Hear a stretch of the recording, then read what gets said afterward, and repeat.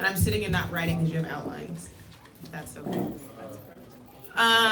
So let's start with, for the people online, you can get the outline that we're going to be working from herroyalroots.com. There are some tabs at the top. If you go to teaching, scroll to the, just like,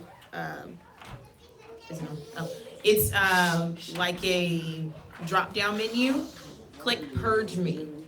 Purge Me, and then it'll automatically, it'll automatically download to your computer. Tell me when you're ready for that, because it sounds weird. Okay, so before we start, the significance of this is in conjunction with that chart I gave out a couple of weeks ago, right, with the process of patience. So I didn't want to overwhelm you all at the time of the process of patience and give you everything that the process of patience entails, but there are steps. There's a process within a process. Okay, does that make sense? It works. So the process of patience you can also download off of Her Royal Roots, and there's actually a link on the front page. Everyone here should have gotten one. It looks like that. It's like rainbow colored. Okay, so we're not directly working off of that. We're like the training before you get on the track. Kind of, this is what this is. So before we can even begin during this Pesach season with the purge, with the starting from the beginning, we have to prepare ourselves and our bodies to start. Okay, so in the feast of Passover, there is a dealing with purging out the old leaven. And so we know that everything that we see in the spiritual first has to be physical. So everybody normally wants to deal with the spiritual side of themselves, but you have to also deal with the physical. And so we were talking last night, and we've been talking about this for a few weeks, of the how. And so everything that I will be doing, as I told you before, moving forward, will be giving you the how of these processes. So for those of you who are just tuning in here, after this, it will be really good to go back and listen to Maury's lesson on Maury Yoshiahu YouTube, just Maury Yoshiahu. Okay, and on there you can actually see a lesson that really correlates very well with this for those of us in the room. We've already heard the lesson, so you'll be getting the how-to of the process the Mashiach was going through and that we're also going through. Does that make sense? Okay, so before we start, I have a verse at the top, 1 Corinthians 5:7. It says, "Purge out, therefore, the old leaven, that ye may be a new lump, as ye are unleavened. For even Christ, our Passover, is sacrificed for us." Now there's a colon. There's more to that. Read it. But for what we're doing right now, we're talking about the purging out of the old leaven. Okay, so when you get to Shaul, and he's talking about Pesach, one thing we're going to understand is the purpose of keeping the feast days post Hamashiach sacrifice is for the perfecting process. The feasts have in them the necessary process that goes along with that process of patience. So keeping the feast keeps us consistent and on time and in tune with nature. Like we're supposed to eat seasonally, what's in season, right? And the feasts help us do that because if we're following the seasons and we know what's in season for harvest and for first fruits. And it also helps with spiritually going through the seasons. So the beginning of the year, and most people do this, even though we don't consciously do it in our Greco-Roman culture, but in spring, we do a thing called spring cleaning, where we begin to purge out all the things that we hoarded or gathered or old, you take out, for most Americanized people, you're taking out what you got over Christmas, and then you're throwing out the stuff that was old, and you're like, I need to get rid of some stuff. It's a new year, and they have this whole thing, you start consciously doing, even though we celebrate the new year in the Greco-Roman culture in January, right? We don't start actually doing the work of purging and cleaning until spring, when you can actually get out and do it. Okay, so Pesach is a reminder for that. So the purpose of this is to prepare for Pesach, okay?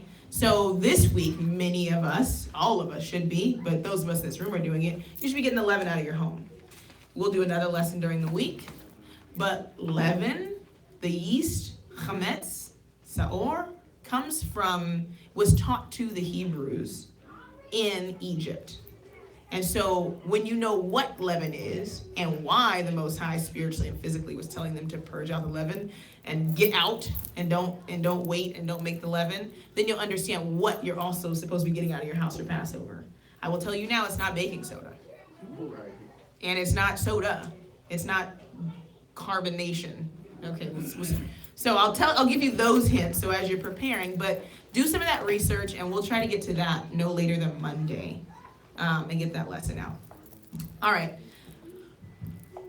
The first part of of this purging process, so there's 6 parts to it. And the first part is the cleansing agent. What are you cleaning with? Okay? In this word, by being cleansed, you first have to be selected or chosen. Okay? Being selected or chosen does not immediately make you clean.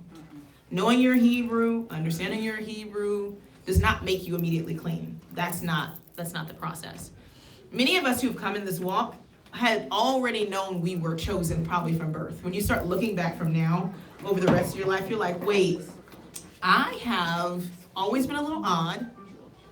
I have kind of been set apart from birth. I was the person in my family that everybody looked to, or it could be I was the person in my family that the black sheep, the outside person, I always thought different. I always had all these questions. So you've already been chosen. That's not something that you can do. That's a gift. You're the chosen part. But you have to go through a process. The closest thing to it is metamorphosis, right? In this process, you'll find that through the purging process, the Most High is not making you making you a new person. You are who you are. Everything that is in you, right, has either been nurtured or natured into you, okay, as a person. And so what the process, this purging process is you've already been chosen, but through life, until you've arrived at this point, you've picked up a lot of impurity. And so in order to function, in order to get onto that rainbow colored chart, I first have to take out and work out and strain out the impurities so that you can even properly function through those phases. Because if you try to go into those phases as you currently are, then your traumas, your abuses, your improper teaching from your parents, the thoughts and opinions of other people will cause you to deviate off that path. When in reality, you're supposed to only be taking onto that path what the Most High has told you to take onto that path. You don't be like Abraham and then bring Lot. Right, we'll get to that. Okay, so the first thing is the cleansing agent. And you can go through all of these on your own. So the word is barar. All of these words, when you look up the word purge, you'll get one word most of the time. I've been telling you guys this. But Hebrew, all positively charged words, and all those words mean the same thing. So purge is 6 different words that give you, once again, a process or a blueprint. So barar, and the two-letter root of this word is bar, which means the head of grain or the head of the families, right? And so the reason why this is significant is because that part that was not used to eat would then be burned, and then that part which was burned, that potash, would be used to make soap. So if you look online, you look at soap from potash, what they do is they strain the water through the ashes until it turns into potassium chloride. And so that's how would happen? You can make black soap from it. That's what they do. In Africa, they burn banana leaves. You've seen it done like that. You take that and you make the part that makes actually the soap agent react to the fats that are used. Okay? So this idea of selecting, choosing, cleansing, removing, all right? And the process of the purpose of this is to then purify.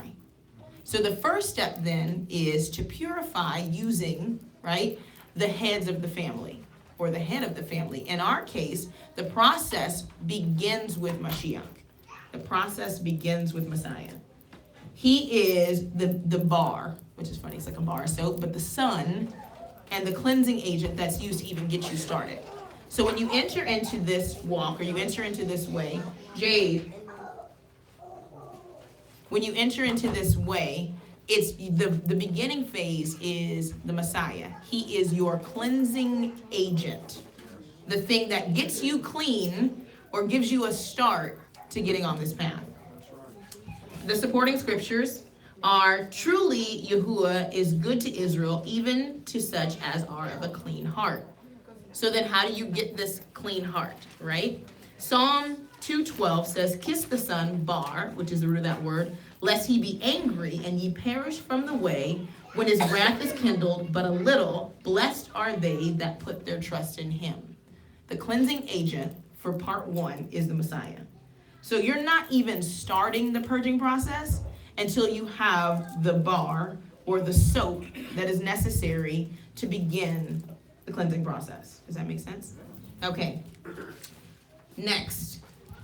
Once you're cleansed, right? Once you're chosen, and then chosen because you have accepted the cleansing agent, then you are ready to then be a whole sacrifice. Now, that's number 2. So the word there is dok, right? And it's something that has been scrubbed clean, so it's already clean. And then it's rinsed or washed, and that's from that offering that has been chosen. So now you know what the agent is. Now comes the washing process. Okay, so to wash and to purge out, and it's to be a whole sacrifice. In the Hebraic process of the sacrificial system, when the animal was chosen, it was looked at, chosen, right, for blemishes and all these things. You don't offer yourself the way you want to offer yourself. You offer yourself after you've been cleansed. So you have to actually submit to the process. And so then once it's been cleansed, then it then is declared clean, and then it's kept and it's washed, and then it's brought forth to be sacrificed. When it's talking about sacrifice, in this case, the whole sacrifice, so a whole burnt offering was then brought, inspected, and then slaughtered, and that whole thing was consumed. Trying to keep any portion of yourself in the purging process puts you out. You have to go through each straining process. So if you want oil from olives, then you have to go through the process of being pressed, and then being strained, and then being strained again, and then being strained again. It's a continual process. Okay. So men, am I on the right page? Here we go. Okay, so many people are okay with dealing with the spiritual or the physical affliction, but not giving up those things. So what often keeps people from getting past point 2, and this is to me personally too, is we often begin to identify with our trauma. So that when we remove the impurities or the pieces of our trauma from ourselves, and we don't know who we are, because they become your story. But see, when we're following and we're purging to get on the process of being used by the Most High, we have to give up the emotional attachment to our stories. It's not that it's not part of our testimony, but how it triggers us and moves us throughout the process has to be weeded out, because we can't be deterred. There's a story in the Tanakh about a prophet who's sent to go talk to, is it Ahab? Who's that prophet? The prophet that's sent. I can't. Somebody, if you know it, correct me as I go through the story. And he sent, no, not Micaiah. I know what you're talking about, but this prophet actually gets killed. Most High sends this prophet out, and he goes, go and come straight back. That prophet is unnamed. He's unnamed. He's Okay. not supposed to eat bread or drink water, and he does. And he's going to Who is he going to? Jehoiakim. Jehoiakim. So he goes and he sends him out, right? Now I don't know what his mental process is, so this will be definitely eisegesis. I'm adding to it.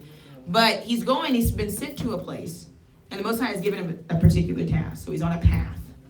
And he says, go, give the message, come straight back, don't turn in, don't go anywhere. In the process of going, he runs into another prophet who is literally a prophet of the Most High. And the prophet of the Most High says, come, turn in. He's like, no, man, my path is, I have to go and go straight back. He's like, but the Most High told me to tell you to turn in. And he turns in. And when he gets in the house, I'm jumping over some stuff. He gets in the house, the prophet says, you're going to die. He's like, what? He said, didn't the Most High tell you not to turn in? He's like, but you told me. You had instructions. So something within that process of something not connecting or him not being obedient threw him off the path. For us who are working through disenfranchisement, 400 years of slavery, epigenetic trauma, there are things in you that if you don't purge them out will cause you to deviate from the path, and it'll end up in death. So purging is very, very necessary, and purging the whole self Jeroboam. He was going to see Jeroboam. Purging the whole self is so important so that things don't become triggers that then deviate you from your path. Okay? All right. Third, the inspection for proper purification. So once you've got to the point of the whole sacrifice or that whole man being purged, then you have to come under inspection. So people do it all the time when you guys make walnut milk and almond milk and stuff. So do you like only strain it one time? Twice, right? Because it's like the first time you're like, oh, I still see things that have ended up in here and nobody wants to drink that. So then you strain it again, right? Okay, so after the first time you've inspected what you've already done it once, but you've inspected again to make sure that those pieces of whatever you blended to make your walnut milk or almond milk or whatever are not still in the mix, okay? So the word for this is zakah or zakak, and it means free and clear of impurities. So a crystal or a stone without blemish. So being able to see through it. You can see it with oil. You know, you take olive oil and you look in the container, it's been refined. It's called refined oil.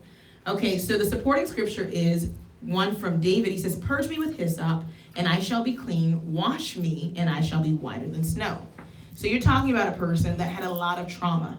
In this particular passage, he's dealing with the killing of someone, right? But why does he want to be purged? So that those same things that triggered that experience are not there again, so that doesn't happen. What you will notice with David, and I mean, I don't know if it's a hard and fast rule, but he doesn't really repeat the same things over and over again. Each experience is a unique experience, and after that experience, you see it in his writings in the Psalms, there is a purging process so that I do not transgress in that same exact way again. The Mashiach told that to the woman. He said, go and sin no more. Does that mean never sin again? Oh, well, no, that would be kind of, I mean, hopefully. But the reality is, I don't want to see you back here for the same thing again.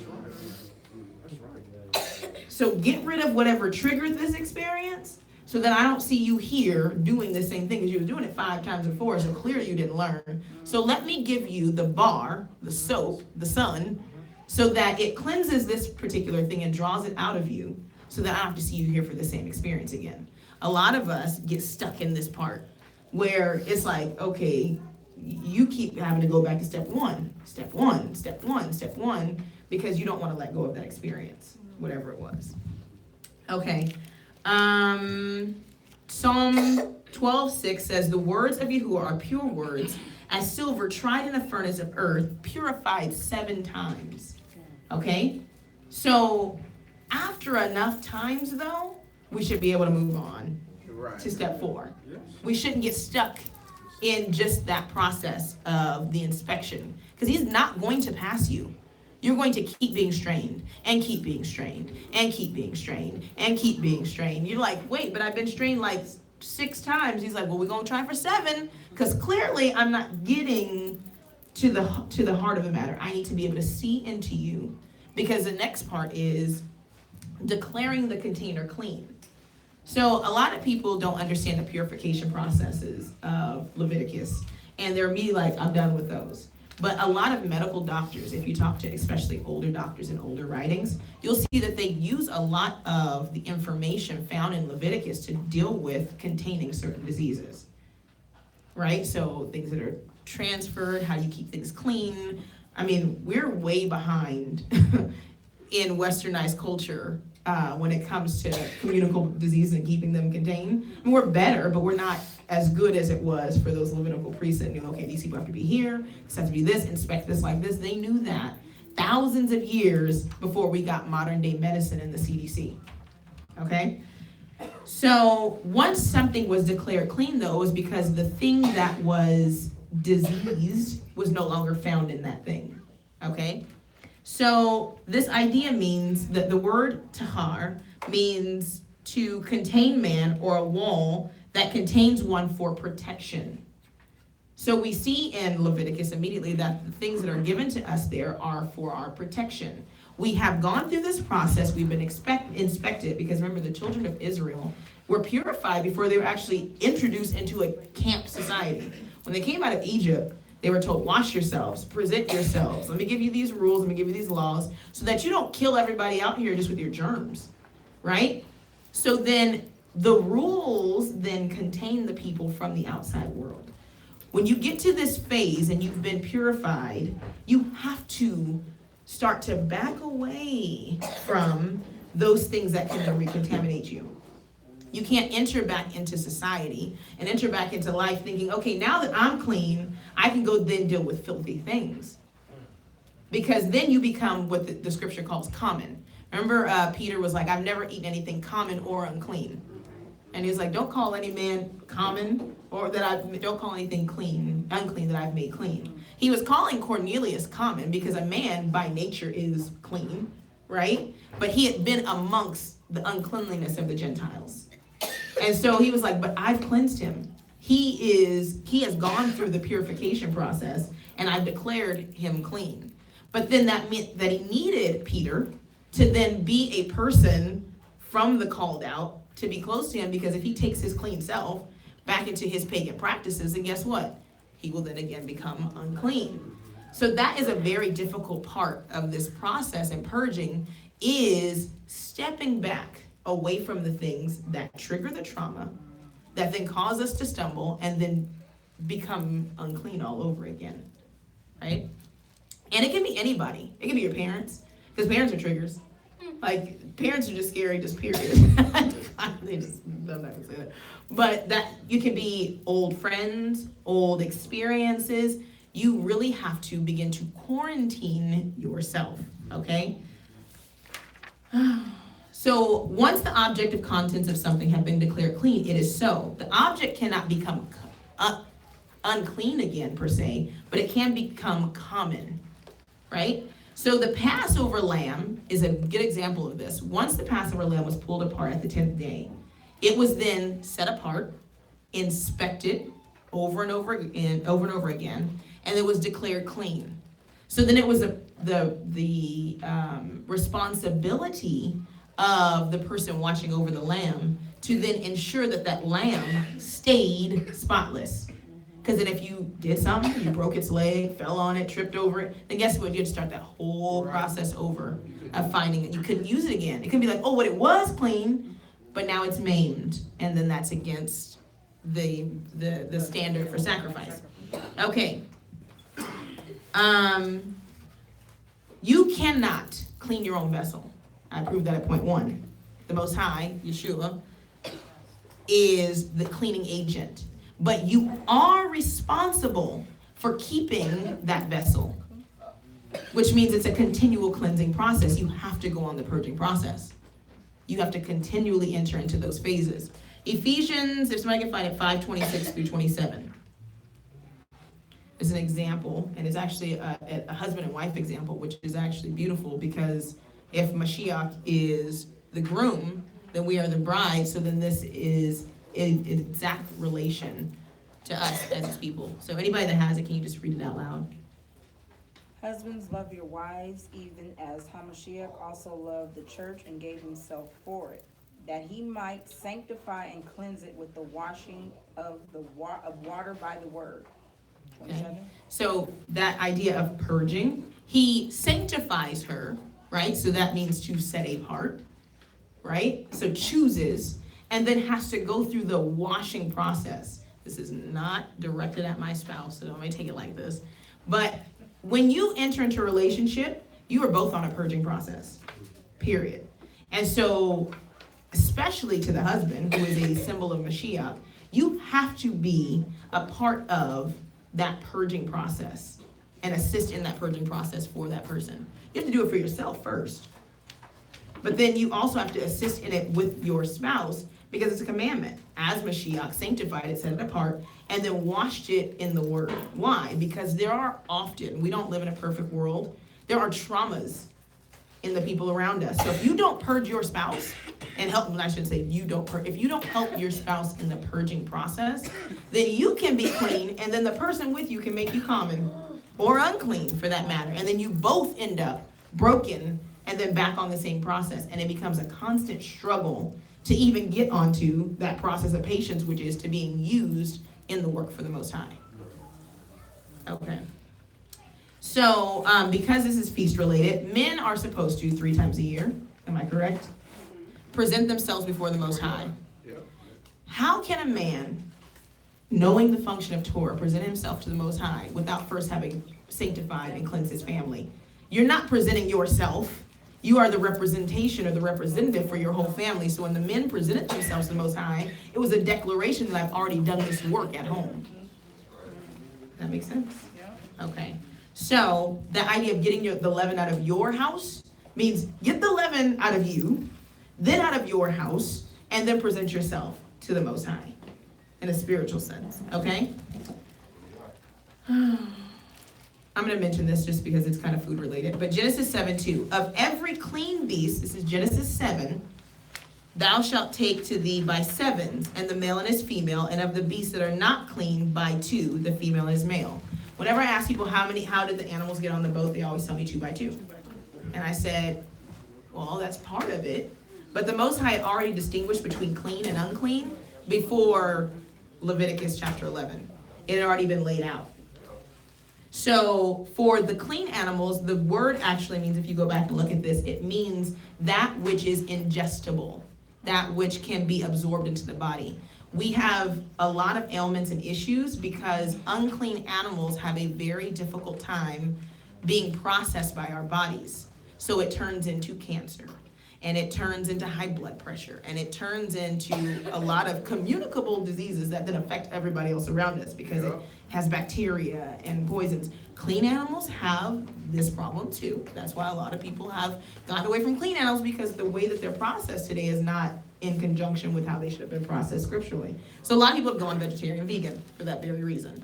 So I'm not making a argument that one is somehow better than the other, but clean is better than unclean because at least clean has been set apart, tried by Yah, and then been shown to be acceptable for ingestion into your body.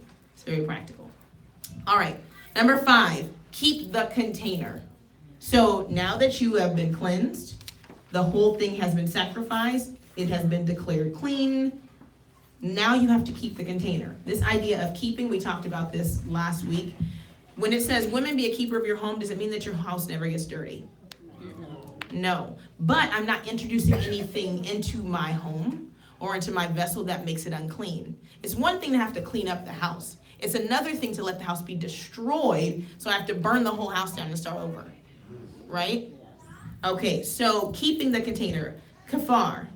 And it's the idea of the root word comes from the word of village, which is something that surrounds and protects something from the outside world. So it's kind of embedded into the last thing, which is to begin to separate yourself. I know you don't want to be cliquey and weird, but when we were in the Christian church, we did it. We didn't really fellowship with non-believers, as we called them, because they put us into our old man, right? But we weren't thinking of it like, oh man, because I'm supposed to be keeping anything. It's just because that's the way it is. The dead things can't be with the living things because it defiles it. Well, the same thing is so on the process while you're purging, especially during this feast day, is a protective covering that goes over something. So when I went to Israel, when you fly over, you can choose a kosher meal. Kosher meals are prepared at a kosher kitchen. They are prepared with nothing unclean or anything even Judaically unclean around it. And then it's put into a sealed package so that when the common people, the goy, handle your food on the airplane, they don't even touch your food. Now, when you get food on the airplane from they mean it's all out. Even the packaged things are sealed inside a package so that the things on the outside don't contaminate those things. It's intense, right? And that's all for something superficial like food that's already clean. So how much more so do we have to protect ourselves once we've been made clean from the things that can then cause us to become dirty all over again? So what happens in this sense is then the necessity of atonement. That's where the Messiah comes back into, he's been here the whole time, but back into the equation. That's why the blood is so necessary. And it can't be, as Paul talked about, a sacrifice that's to be done by bulls and goats and rams and turtle doves, because it only provided kafar or covering for a temporary period of time, where when it comes to Mashiach, as Shaul states in Hebrews, it was for once and for all, period. Now the covering is always there, but you have to remember that it's there, and you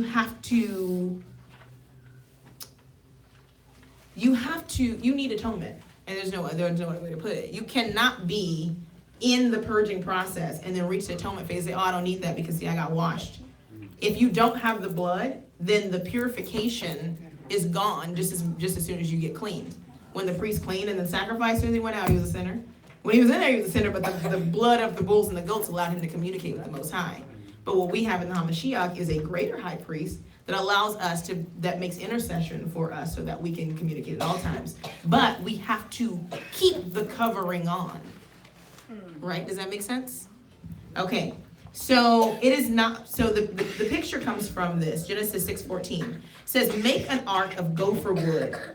And he says, room shalt thou make in the ark, and shall pitch it within and without. So it wasn't enough for Noah, that was Genesis 6:4. It wasn't enough for Noah to just build the ark. But then when the Most High said, and then pitch it, you have the ark, you followed the instructions, but now cover it. Because if he hadn't covered it, then the contents within would not have been protected. Right? Okay. So it wasn't enough for him to just seal it, but he had to properly cover it and cover it and seal it so that the contents could be safe. Anybody have Ephesians 4:30?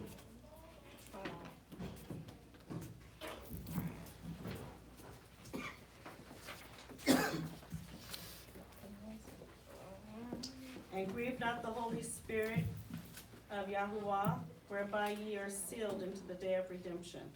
Okay. So it says, grieve not the Ruach HaKodesh, whereby you are sealed to the day of redemption. So because there is the sealing of man, of us, then we are ensured then that as long as we stay on his path, as long as we are with him, as long as we accept the atonement, then we have covering. You can't reject the atonement and then say you're sealed to the day of redemption. It doesn't work. Okay. Keeping the commandments, which is always a thing. It's like, oh, well, I have salvation forever, so I'm good. Keeping the commandments ensures that we are protected from judgment. I don't like to gamble. I'm not a gambling person. We have 2 daughters, and we are like fearful of a 3rd child because it could possibly be another girl. It's a 50-50 chance that child will come out another girl. The odds don't go down as you have more children. It's always 50-50, right? The odds are too high. Okay, so when we're dealing with our soul, right? It's safer to be obedient than to put on a covering or a disposition of willful disobedience and then take that before the Father. Because the excuse can't be, well, I thought. He says, it's very clear cut and dry. If you love me, you keep my commandments. Not because it's your quote unquote salvation, but it's a guide or a measurement of how much you love me. Right? So keeping the commandments ensures, it's like I bought a flight and I know I'm going to get on the airplane, but I'm going to get the insurance, just to be safe. So if he says not to do this, how hard is it for me not to eat something? But I'm like, no, I'm going to eat it because you said it was cool. Or how hard is it for me to not be around other people? Because if I stumble around these people, I could have just stayed away.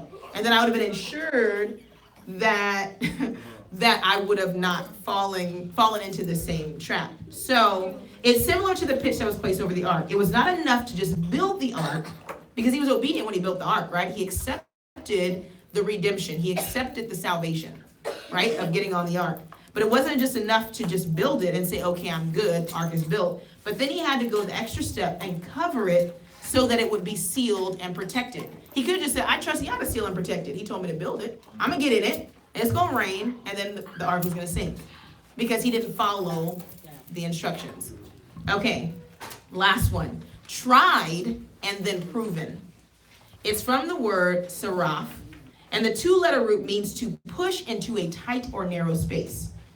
A lot of people, I've heard it a bunch of times. I literally had like a little mini argument. Do not argue scripture with people that don't know scripture, because I did that. I had a little mini argument with a cousin of mine once, and we were talking about the parable of the rich young ruler. And it says, it's easier for a man to enter in through the eye of a needle. Wait, it's easier for a camel to enter through an eye of a needle than for a rich man to inherit the kingdom of Yah. And so at the time, everyone was under the impression that this was some gate that could be located in some place, and these camels had to kneel down. First of all, that's a fairy tale. They had to kneel down and go through this gate. And so he was giving this example. Now, contextually, you could say that could be close. But the real picture is gamla. And a gamla is a rope. And so the eye of a needle, right, is very tiny, and you try to stick a rope through it. Right? So we say it's easier for a rich man to enter, right? I mean, it's easier for that to happen than for a rich man to enter the kingdom of heaven. But the picture is that to get a rope through that tiny hole, you'd have to peel back the layers of the rope to get a string small enough to fit through there. That's easier, shedding the pieces of a rope to get to one string than it is to get a rich man to give up his riches to get into the kingdom. Does that not make practical sense? Very practical. Right, so I had this argument, right? And this idea of this, the reason why it's in conjunction, is pushing through a narrow space. So when we're going through the proving process, it's because the gate into the kingdom is very narrow. And if you carry all of your baggage with you to the gate, you're not going to fit in. Your mortal man, that's why we have to die. I think that's probably a really indicative reason of why death is so necessary in this walk. It's better that you just die and inherit the kingdom that way, because some people are not going to make it. No other way. They're not. They're going to be people that literally see the glory of the Hamashiach and his return and still go to hell. Because they couldn't shed the man. Right? Lot's, Brother Konanyahu just mentioned Lot's wife, could not let go. And so her heart was still there, right? Okay, so the glass process is tried and proven. And it means to push through a narrow, tight space. It means to refine. It's a final refining process, removing the impurities before pouring into a mold. I'll get to the mold in a second. To test and try. Psalm 26:2 says, examine me, O Yahuwah, and prove me. Try my reins and my heart. What he's saying is, you've taken me through this whole process. Now try me. Try me. Most of us don't want to go through the trying phase because we probably know we fail. Like, we be in phase 2 talking about, try me. I'll die for you. No, you won't. No, you won't, because you won't even give up stuff that's not even from him. You won't give up stuff that you've picked up along the way. He's going to try you, and he's going to be like, back to the drawing board. Right? Marred clay. Okay, Judges 7:4. And Yahuwah said unto Gideon, the people are yet too many. Bring them down into the water, and I will try them. The people he's talking about is the soldiers that were supposed to be gathered to fight with Gideon, okay? He says, bring them down to the water, and I will try them for thee there. I'm going to try the people around you for you. We're always trying to try the people around us based upon our own standard. He had too many people based upon his standard. He said, I'm going to try them there for you, and it shall be that of whom I say unto thee, this shall go with thee, the same shall go with thee. Not who you want to take with you, but whom I say you shall take with you. And he says, and whomever I say unto thee, this shall not go with thee, the same shall not go. Part of this trying and proving is cutting down a lot of people. We want to take who we want to take. We want to witness and minister to who we want to minister to. We want people to get the truth who we want to get the truth. But the Most High has already said, I already tried them. They're not going. Leave them where they are, or you're going to die with them. Okay? And what ended up happening was he ended up with 300 men, which is probably the basis for the movie 300. Just saying. Maybe. That's what it is. Psalm 17:3. Thou hast proved mine heart, and thou hast visited me in the night. Thou hast tried me and shalt find nothing. Can we make that statement to you? You have tried me and you can't find nothing. Ooh. Okay.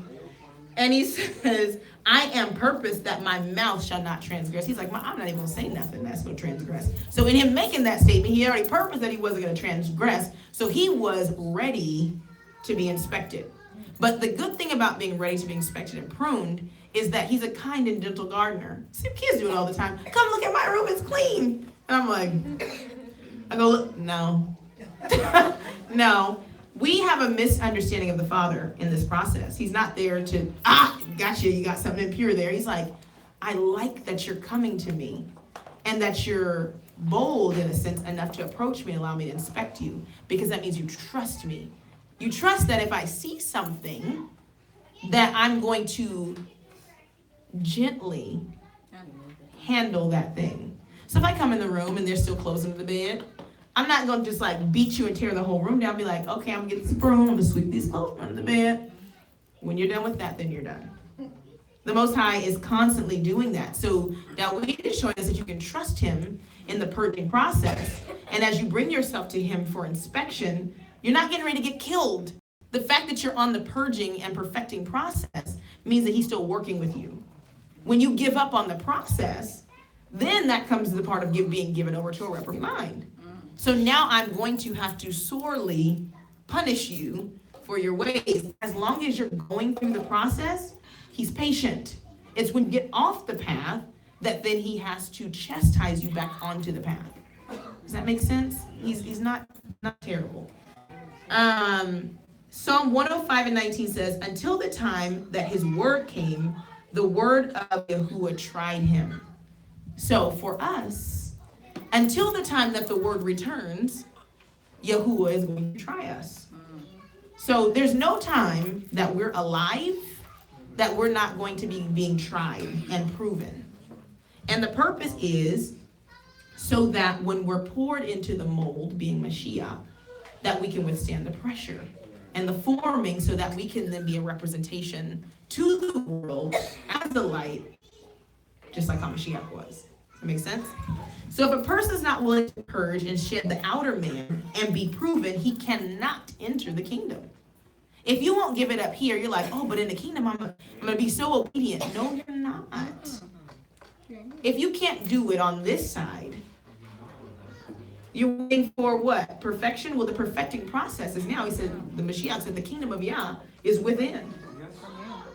He says, it's nigh unto you.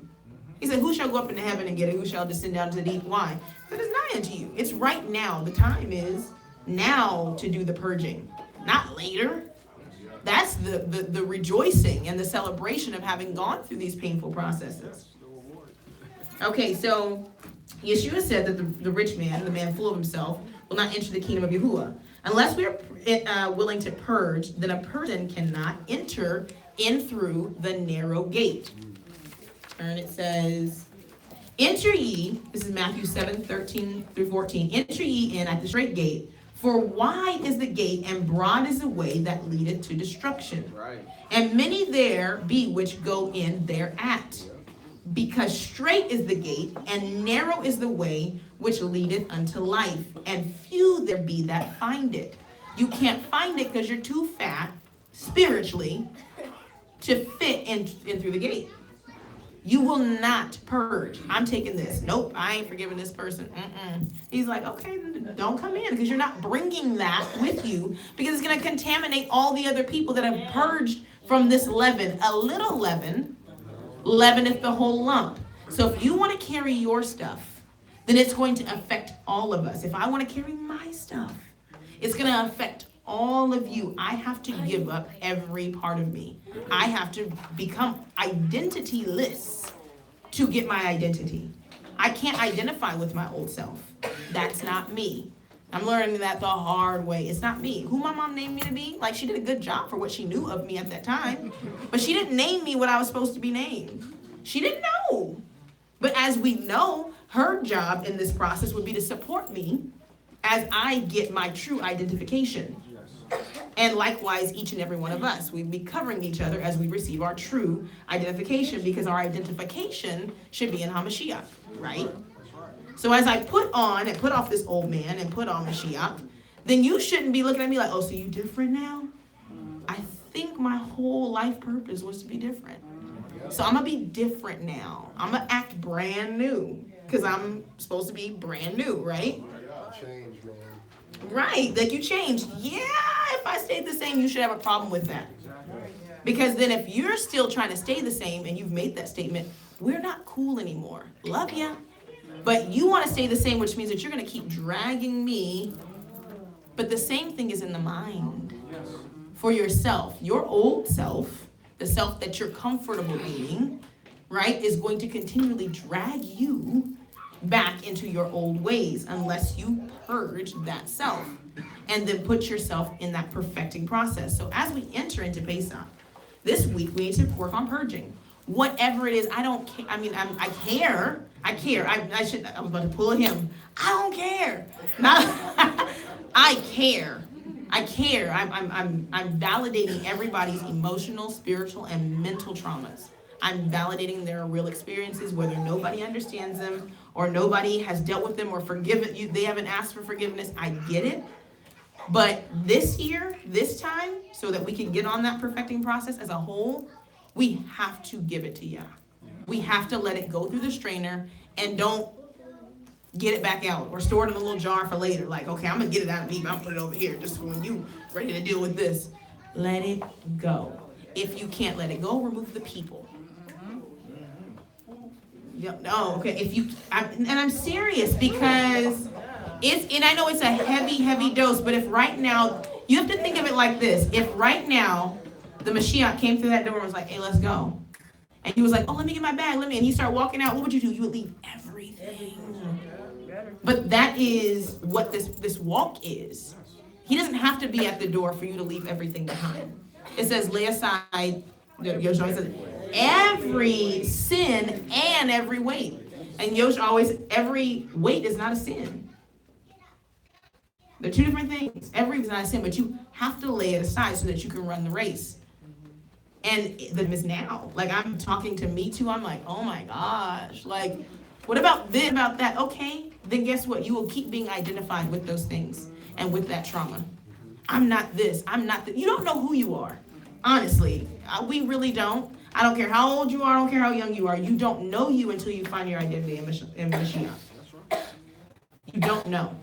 And you don't know what lens to look through and what mirror to look through until you look at yourself through the lens of Scripture. So the people around you are not your compass for how good you're doing. Well, I'm doing better than them. And like, they're not going to make it. They're on the wide gate. So yeah, compare yourself to them all you want. You're better than all the other people you're going to hell with. You're all going to end up with the same ending. Like, it's really infantile of us as adults to do that. So the thing, it should be opposite. As you begin to, I just use this because it's so esoteric, vibrate at a different frequency. Then you will begin to see the other people who are actually on the path with you. But as long as you're warring with the people because you're fighting in the mud, then you're going to never reach your potential and see the people that are actually supposed to walk with you on your journey. Okay, so the purpose of purging is so that you can enter in through the narrow gate. You're not making a new gate. There's not a new path. Now, different people obviously have different paths. It's all the same path, actually. It just looks different because the people are different. They have to let go of different traumas. It may be more traumatic if your trauma is drug abuse. Then you might go through withdrawals. And my trauma might be, I don't know, dealing with family. So then I have to go through the withdrawal dealing with family. But those two things are going to look different. I probably won't be physically throwing up and physically going through all these things, but spiritually I'm going through the same thing. It's just one is less visible. So as we're all purging, don't look at the other person and their purging process and judge that process because it presents differently in a physical sense because it's the same spiritually. Okay? And simply being chosen is not enough. You must endure the test and the process. Does that make sense? All right? So we're purging out the old leaven. Whatever it is, let it go. Let it go. Hallelujah.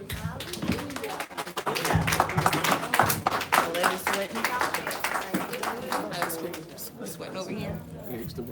Yeah. All right. right, hallelujah. Wonderful, excellent word for today, Zion.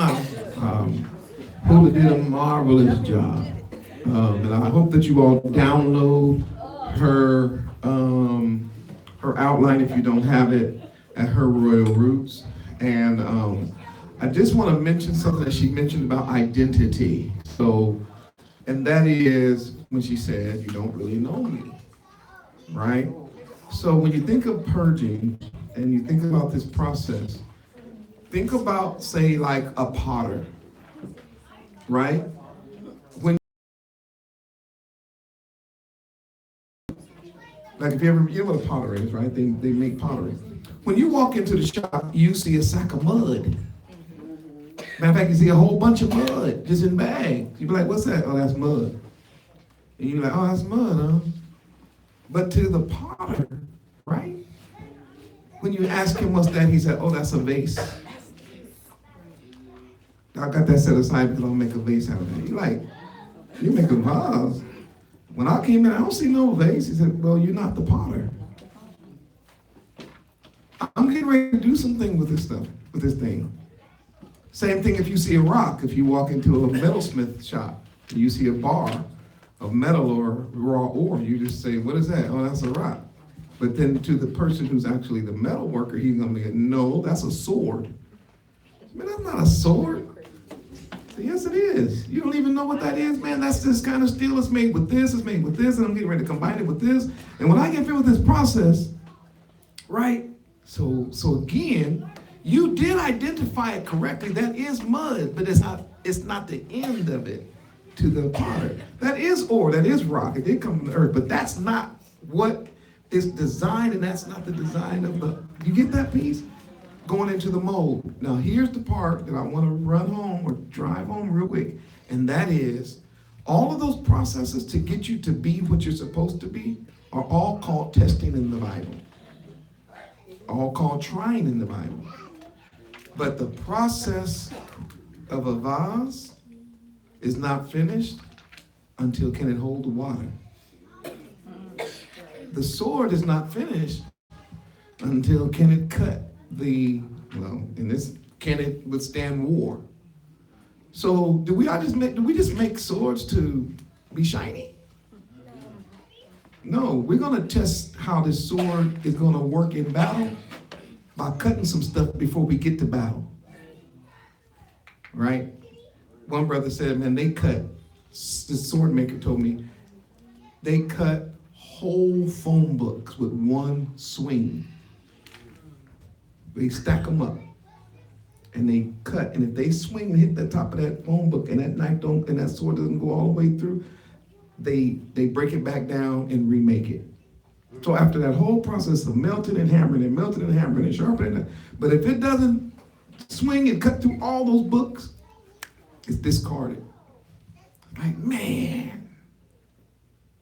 Yeah, it was a sword. And it might have been good for opening letters. But that ain't why I made this thing. And that's not, see, Yah is not just making you to be a pretty vessel. He's making you to be used. And so I appreciate all of you who are now in the process of allowing him to make you and to use you. And that's for the whole worldwide. This purging process is so important as we enter into Pesach. Thanks. I have to say, can I say thanks, baby, or thanks, sweetheart? Oh, she said I can say whatever I want to say. Well, thank you, you. Beautiful. I can't say peach cobbler, that's already been stolen. Thank you, you wonderful woman. No, but Huldah did a marvelous job, and we appreciate her. Come on, give her one more hand. Authority. Couple of things I wanted to mention just to say what he said, because he mentioned battle. This is a battle spiritually. So I need to know that you're on this purging and purification process so I can trust you to stand next to me and fight with me. Man, because if you get distracted by whatever your thing is, you gonna leave me and my children and the other people in the fellowship exposed. Talking to me again. Where the way that the enemy comes at us is not through conventional ways. Nope. Literally, like I'm not gonna share because it would expose three people I'd experienced over the weekend where I was like, wow, like I was not expecting that as a form of attack. Like it totally wasn't, and it really showed me that how I could have left you all vulnerable in an experience that you weren't even a part of. Right. Right? So anything, everything, even things that you don't feel like are a big deal, they need to come under inspection. Okay? Does that make sense? If you want to donate, you can do so by going to herroyalroots.com. All of the monies go into the same place, the Ark. It's just the button is different. For people who know how to get to Her Royal Roots, if you know how to go to the Ark, go to the Ark, click the donate button. You can donate to support what we're doing here because we're really, really, really working on ourselves. It's not just, oh, let's help these people out here who need help. No, to me first, right? And then outward. So anything that I bring, I minister to myself first, and I'm on the process as well. And then outward to everybody else. If you want to support that, you can do that there. That's it. Shalom.